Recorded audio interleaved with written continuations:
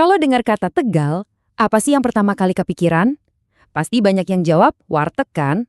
Tapi, gimana kalau saya bilang, di balik sepiring nasi rames itu, ada cerita soal tanah yang terus tumbuh, pelabuhan kolonial yang super sibuk, dan, bahkan, tempat lahirnya salah satu pasukan elit di Indonesia. Yuk kita bedah bareng-bareng sejarah Tegal yang ternyata kaya banget. Oke, coba kita lihat 3 hal ini. Warung makan, pasukan elit, sama kota pelabuhan. Kelihatannya acak banget ya, nggak nyambung sama sekali. Tapi ternyata 3 hal ini ketemu di satu titik, yaitu kota Tegal. Kok bisa? Nah, ini dia yang bakal kita ungkap sama-sama. Buat ngebongkar misteri ini, kita perlu mundur jauh banget ke belakang, ke sebuah kata sederhana yang jadi fondasi dari semuanya. Cerita ini dimulai dari arti nama Tegal itu sendiri.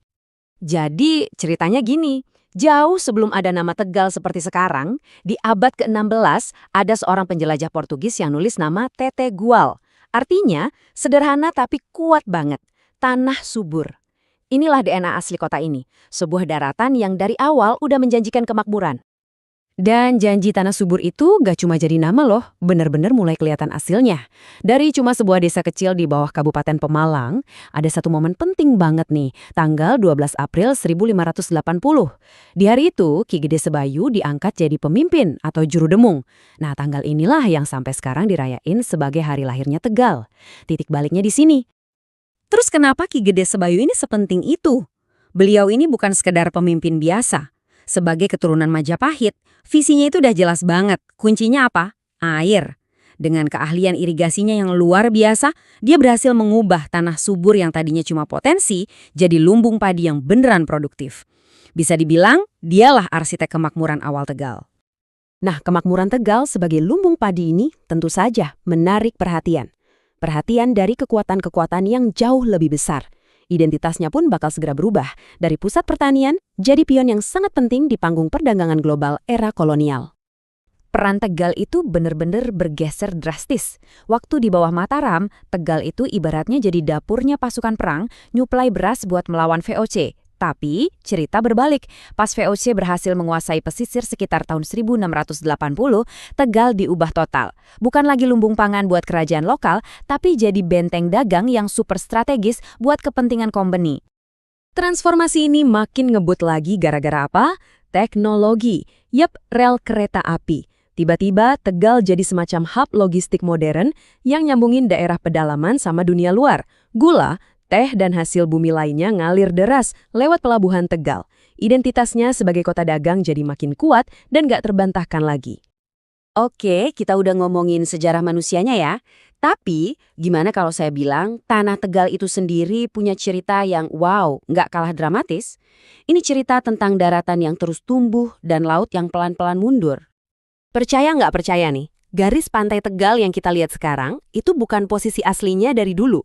Daratan ini secara harfiah tumbuh selama ratusan tahun dan terus mendorong laut jadi makin jauh. Terus pertanyaannya, Tegal yang asli itu di mana dong?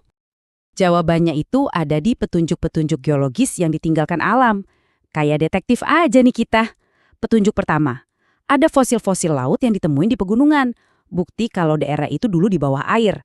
Petunjuk kedua, nama-nama desa kuno kayak Karangbenda itu ngasih sinyal kalau dulu di situ ada pelabuhan, padahal sekarang udah jauh dari laut. Penyebabnya simpel aja, sedimentasi. Lumpur dari sungai-sungai yang ngalir ke laut numpuk terus selama berabad-abad dan pelan-pelan ngebangun daratan baru. Dari cerita tentang tanah yang tumbuh, sekarang kita beralih ke cerita tentang perjuangan. Peran Tegal nggak berhenti di era kolonial aja. Justru di tengah panasnya api revolusi kemerdekaan, kota ini jadi saksi lahirnya sesuatu yang sangat vital buat bangsa kita. Coba catat tanggal ini baik-baik. 15 November 1945. Indonesia baru beberapa bulan merdeka. Kondisinya masih serba nggak pasti. Nah, di tengah situasi genting itu, Tegal jadi panggung buat sebuah peristiwa bersejarah. Nah, di tanggal itulah, di Pangkalan 4 Angkatan Laut Republik Indonesia di Tegal, lahir cikal bakal dari Korps Marinir Indonesia, yang waktu itu namanya Korps Marineers. Betul sekali, Tegal adalah kota kelahiran salah satu pasukan paling elit yang kita punya. Dan ini dia jawaban dari bagian kedua teka-teki kita di awal tadi. Oke, kita udah jalan-jalan jauh ke masa lalu Tegal ya. Dari tanah subur, jadi pelabuhan, sampai jadi markas militer. Sekarang pertanyaannya, gimana semua potongan puzzle sejarah ini nyatu dan ngebentuk identitas Tegal yang kita kenal sekarang? Jadi semua warisan ini, sawah, kapal dagang, seragam loreng, apa artinya buat Tegal modern? Gimana semua itu melebur jadi jiwa kota ini? Nah, ini dia jawabannya. Semuanya itu nyambung.